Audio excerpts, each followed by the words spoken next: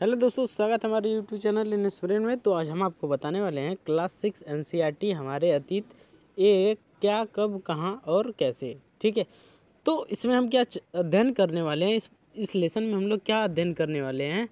तो कैसे पता लगाएं, ठीक है, कैसे पता लगाएं कि पहले के समय में क्या हुआ था। और इसके बाद जो अगला टॉपिक आएगा, अतीत के बारे में हम क्या जान सकते हैं, मतलब कि आज से लगभग 100-200 वर्ष 300 वर्ष पहले उसके बारे में हम लोग कैसे जानकारी हासिल कर सकते हैं।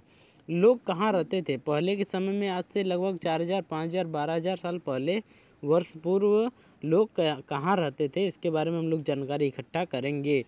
फिर आज लोग यात्राएं क्यों करते हैं, देश का नाम अपने कैसे पढ़ा, उसके बाद अतीत के बारे में हम कैसे जाने, तिथियों का मतलब क्या होता था, पांडुलिपि क्या होता था, उसके बाद अभिलेख क्या होता है, इसके बाद पुरातत्व किसे कहते हैं। इन सभी टॉपिक के बारे में हम लोग डिटेल से चर्चा करेंगे। तो हमारे साथ वीडियो में लास्ट तक बने रहिए। तो चलिए चलते हैं।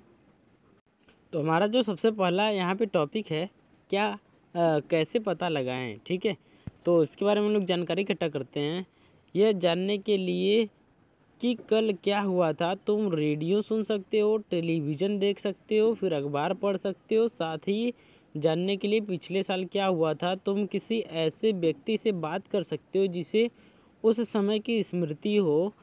लेकिन बहुत पहले क्या हुआ था, यह कैसे जाना जा सकता है।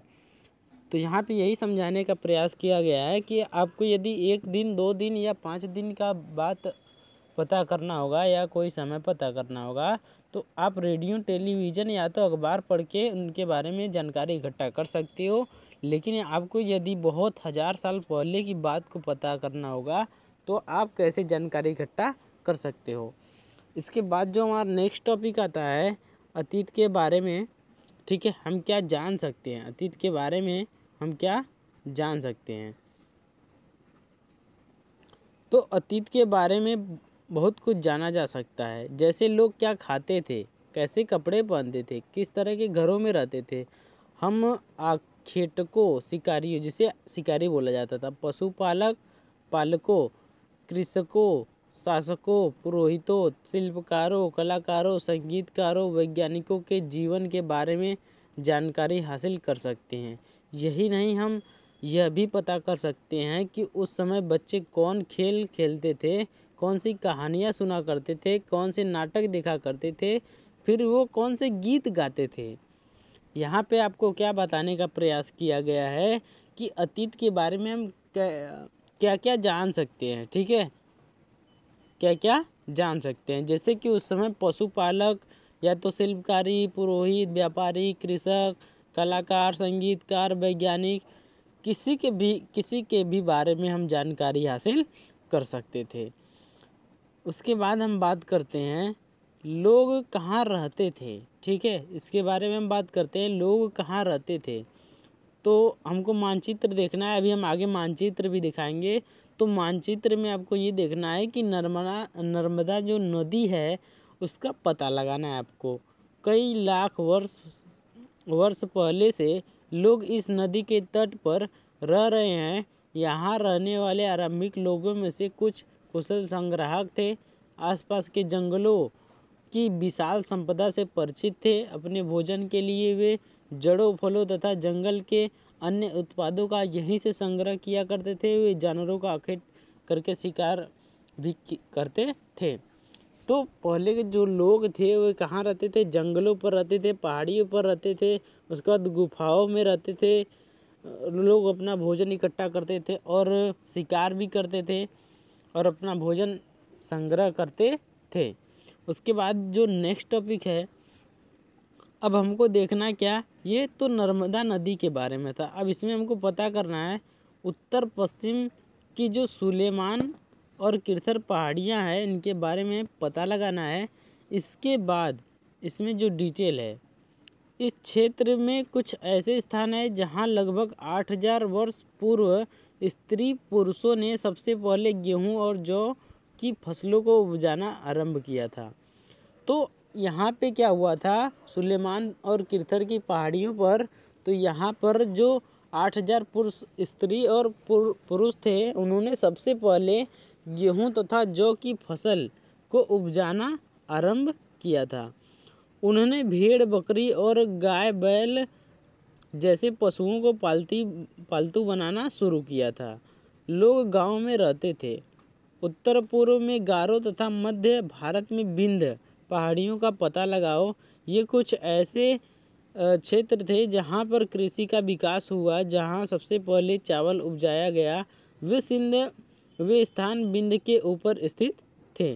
ठीक है, तो जो पूर्व में गारो तथा मध्य भारत में विंध्य की पहाड़ियाँ हैं, इसके बारे में बताया गया है कि कुछ ऐसे इस क्षेत्र थे जहाँ कृषि का विकास हुआ, जहाँ सबसे पहले चावल उपजाया गया। वे विंध्य के उत्तर में स्थित थे। तो यहाँ पे हमारे पास आ चुका है मैप। अब इसमें हम लोग देखते हैं कि यहाँ पे जो विंध्य, सुलेमान और किरथर पहाड़ियाँ हैं, तो यहाँ पे आपको देखने के लिए मिल जाएगा सुलेमान और किरथर की पहाड़ियाँ। यहाँ पे देखिए, ये सुलेमान हो गया और उसके बगल में ये क्या हो गया, ये सुलेमान हो गया। इसके नीचे जो दिया है ये किरथर की पहाड़ियाँ है। ये देखिए, ये सुलेमान की पहाड़ियाँ है यहाँ पे, और इसके यहाँ पे क्या है, ये किरथर की पहाड़ियाँ है। सुलेमान और ये किरथर। और हमको पश्चिम में क्या बोला गया था कि आप वहाँ पे गारो की पहाड़ियाँ और मध्य भारत में विंध्य की पहाड़ियाँ, ये सभी ऐसे स्थान थे, सुलेमान और किरथर ऐसे स्थान थे जहाँ पर गेहूँ और जौ का सर्वप्रथम उपजाना आरंभ हुआ था। और गारो पहाड़ियाँ तथा विंध्य की पहाड़ियों पर सबसे पहले चावल को उपजाया गया था, या वहाँ पे प्रारंभ हुआ था। उसके बाद हम लोग क्या देखते हैं, सिंधु तथा इसकी सहायक नदियों का पता लगाने का प्रयास करो। तो आप जैसा कि इस मानचित्र में देख सकते हैं, यहाँ पे इस मानचित्र में आप देख सकते हैं कि यहाँ पे जो है सिंधु नदी है। ठीक है, यहाँ पे क्या है, सिंधु नदी है। इसकी जो सहायक नदियाँ ये कौन सी है, एक तो झेलम है, चेनाब है, रावी है, और क्या है, सतलुज है। ये जो चारों इसकी सहायक नदियाँ हैं, ये सिंधु नदी की सहायक हैं। इसके बाद हमको क्या देखना है, तो सहायक नदियाँ उन्हें कहते हैं जो एक बड़ी नदी में मिल जाती है। लगभग 4700 वर्ष पूर्व इन्हीं नदियों के किनारे कुछ आरंभिक नगर फले फूले। गंगा व इन सहायक नदियों के किनारे समुद्र तटवर्ती इलाकों में नगरों का विकास हुआ। लगभग 2500 वर्ष पूर्व हुआ था। तो इन समुद्र के तटवर्ती इलाकों पर नगरों का विकास लगभग 2500 वर्ष पूर्व में हुआ था। आगे हम लोग देखते हैं इसमें, तो आगे क्या बताया गया है, गंगा तथा इसकी जो सहायक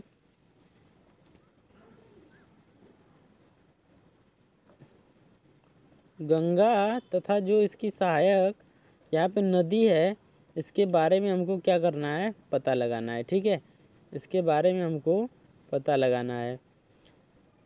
गंगा तथा सोन नदियों का पता लगाओ। तो यहाँ पे हम लोग देख लेते हैं गंगा वाला स्थान तो यहाँ पे है, फिर यहाँ पे आपको सोन नदी का भी पता लगाना है। तो सोन नदी आपको कहाँ देखने के लिए मिल जाएगा, तो ये आपको इसके बगल में सोन नदी देखने के लिए मिल जाएगा।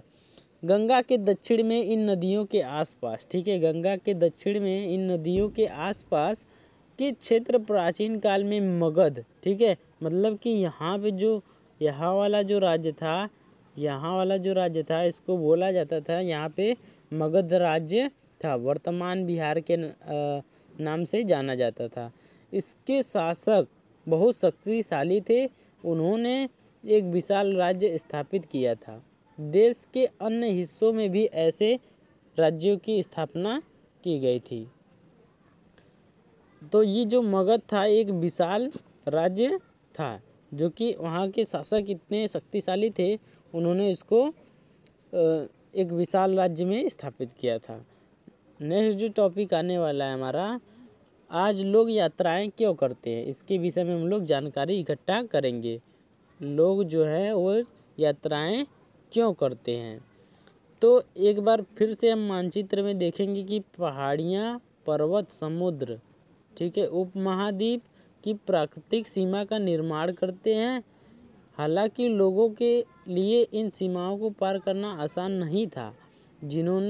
जिन्होंने ऐसा चाहा वे ऐसा कर सके, पर्वतों की ऊंचाइयों को छू सके, गहरे समुद्र को पार कर सके। उपमहाद्वीप के बाहर से कुछ लोग आए और यहीं बस गए। लोगों में आवागमन ने हमारी संस्कृति परंपराओं को समृद्ध किया था।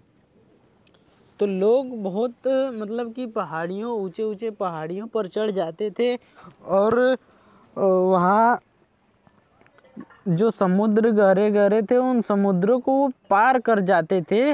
उसके बाद वे मतलब एक स्थान से दूसरे स्थान पर जाते थे और इस तरीके से संस्कृति को समृद्ध बनाते थे। अब इसके बाद हम चर्चा करेंगे अतीत के बारे में। कैसे जाने कि हम अतीत के बारे में कैसे जान सकते हैं।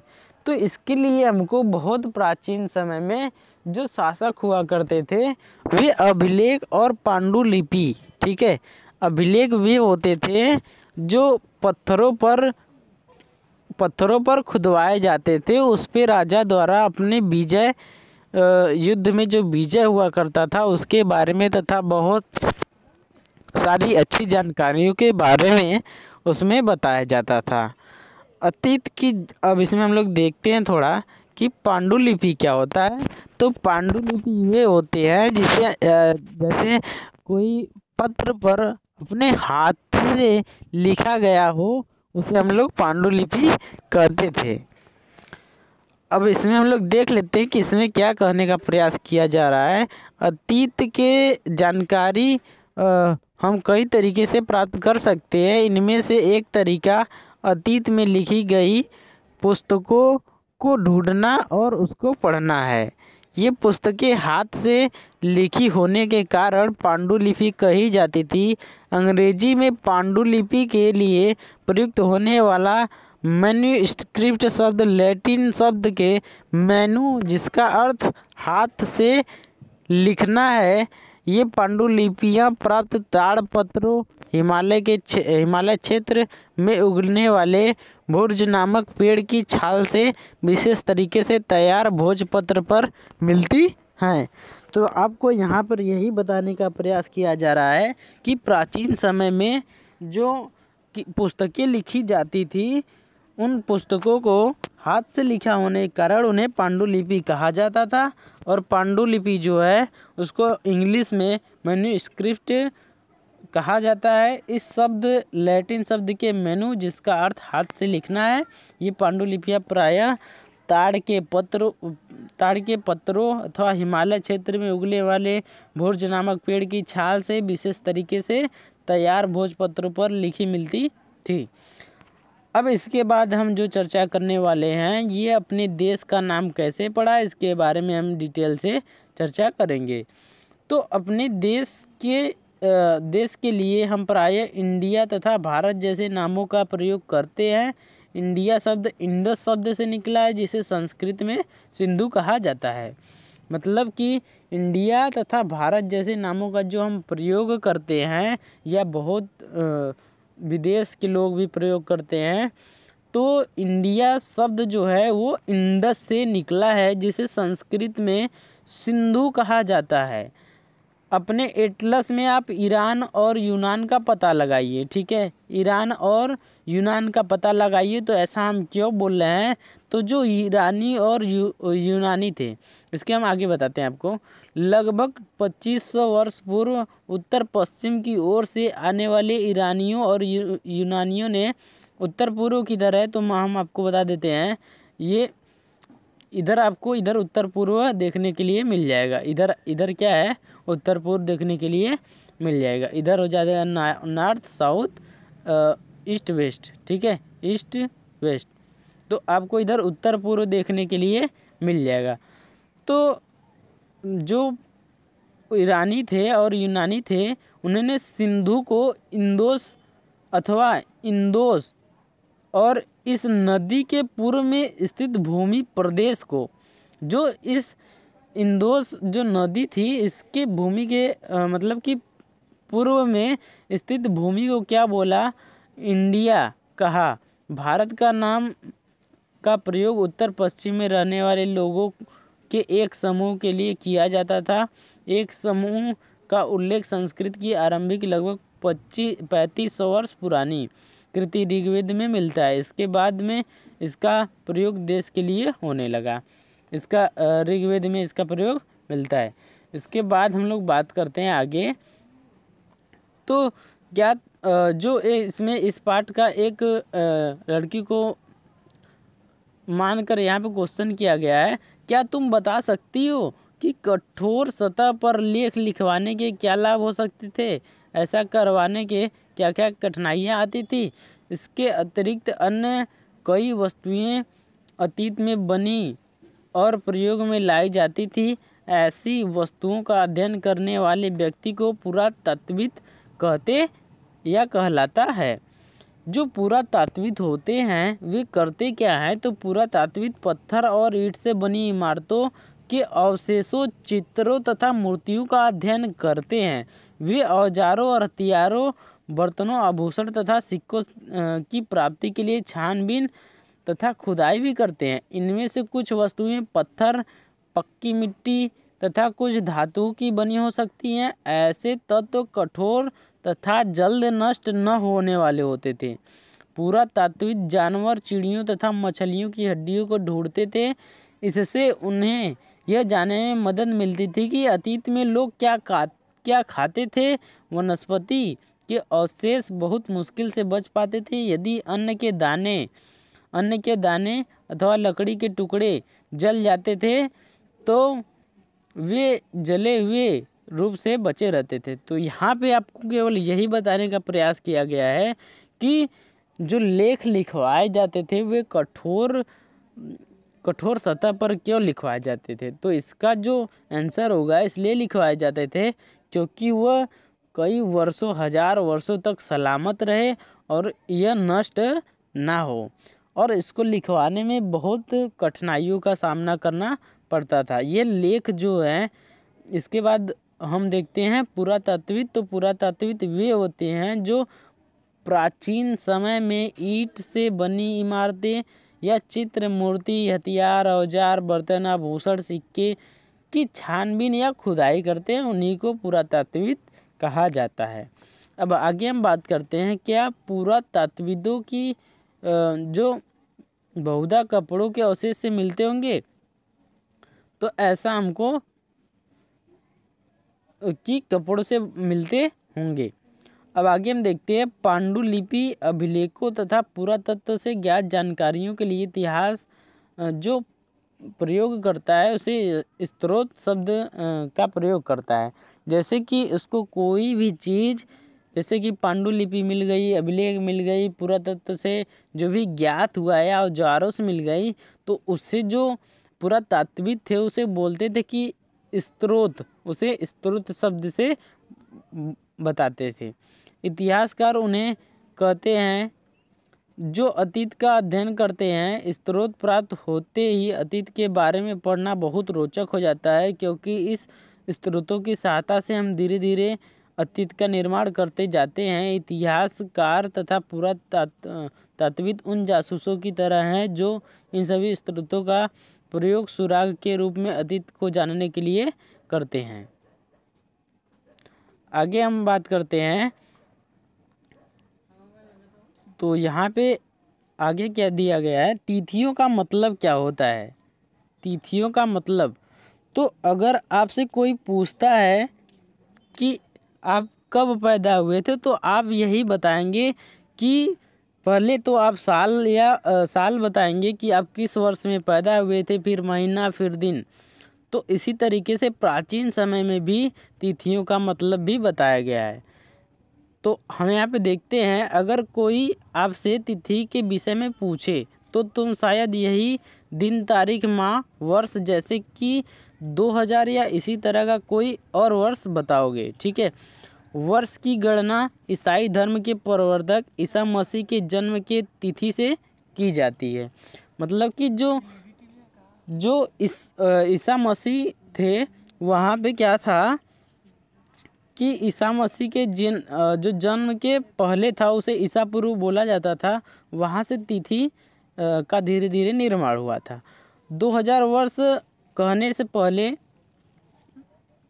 तात्पर्य ईसा मसीह के जन्म के 2000 वर्ष के बाद से है।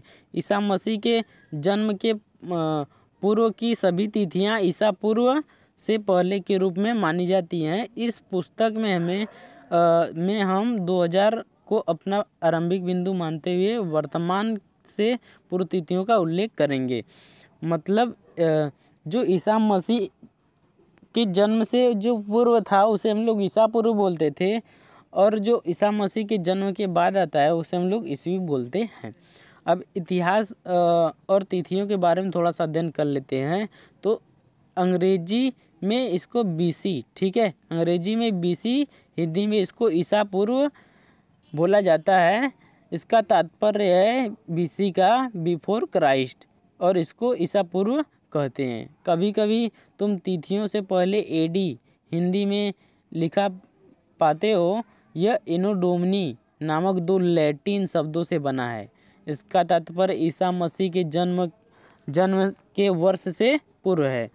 कभी कभी एडी की जगह आपको सीई तथा बीसी की जगह आपको बीसीई, एडी की जगह आपको क्या देखने को मिल जाएगा, सीई, तथा बीसी की जगह आपको देखने को मिल जाएगा बीसीई का प्रयोग होता है।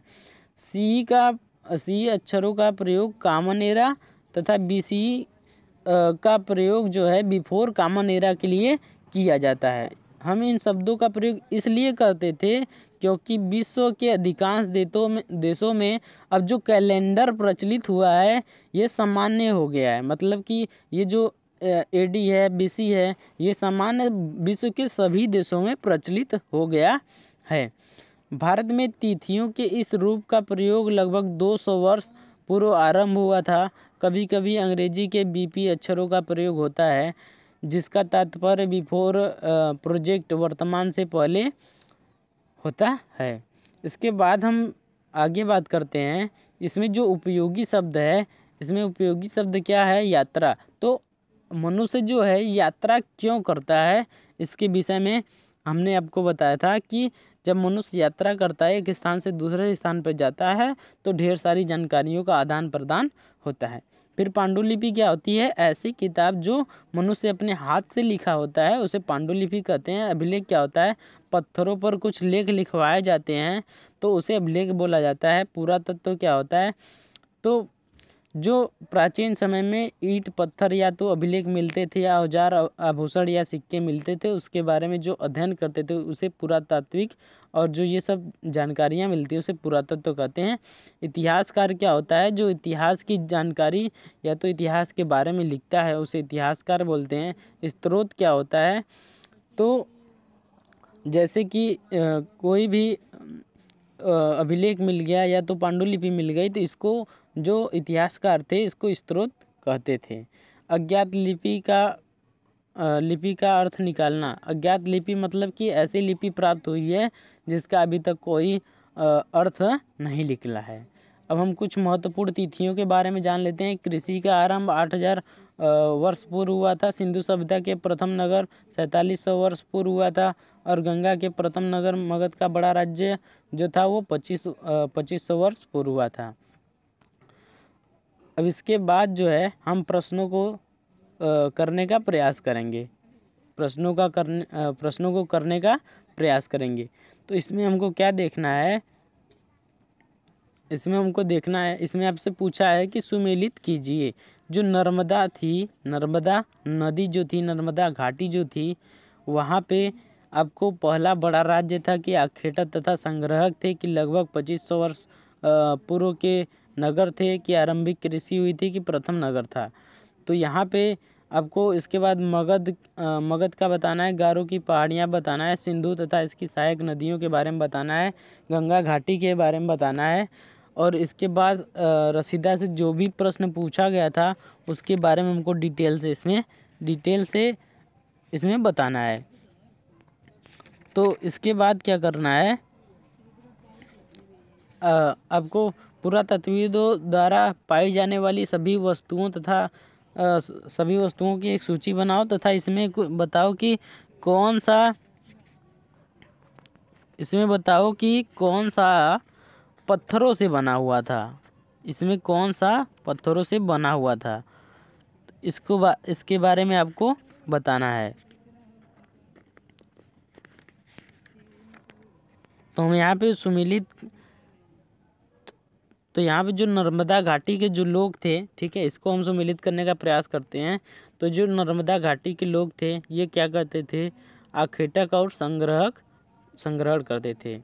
अब मगध क्या है, तो मगध जो है पहला बड़ा राज्य था। अब सिंधु तथा इसकी सहायक नदियाँ, ठीक है, सिंधु तथा इसकी सहायक नदियाँ, तो ये जो थी ये लगभग 2500 वर्ष पहले की क्या थी, नगर थी। अब गारो की पहाड़ियाँ, तो यहाँ पे क्या था, आरंभिक कृषि हुई थी, गंगा घाटी प्रथम नगर हुआ था, ठीक है।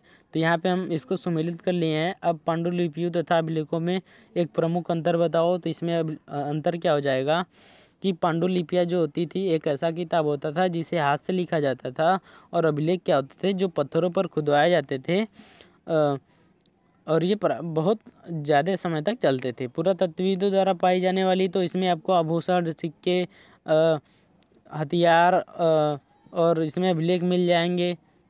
और इसके बाद साधारण स्त्री तथा पुरुषों के कार्यों का विवरण क्यों नहीं रखते थे, इसके बारे में तुम क्या सोचते हो। तो इसके बारे में इसलिए नहीं रखते थे क्योंकि जो साधारण मनुष्य थे वे उनके पास उतनी आमदनी नहीं था कि वे मतलब अभिलेख और ताम्रपत्रों पर अपना जीवन को या अपनी अन्य उपलब्धियों को लिखवा सके। अब इसके बाद जो नेक्स्ट क्वेश्चन है यहाँ पे, कम से कम 2 ऐसी बातों का उल्लेख करो जिनसे तुम्हारे अनुसार राजाओं और किसानों के जीवन की भिन्नता का पता चलता है। तो ये क्वेश्चन आपके लिए, तो इसको आप कर कमेंट में लिखना ना भूलें। तो उम्मीद करते हैं आपको वीडियो अच्छा लगा होगा। यदि वीडियो अच्छा लगे तो वीडियो को लाइक, शेयर तथा चैनल को सब्सक्राइब करना ना भूलें। तो मिलते हैं नेक्स्ट वीडियो में, तब तक के लिए thank you so much, take care तथा बाय बाय।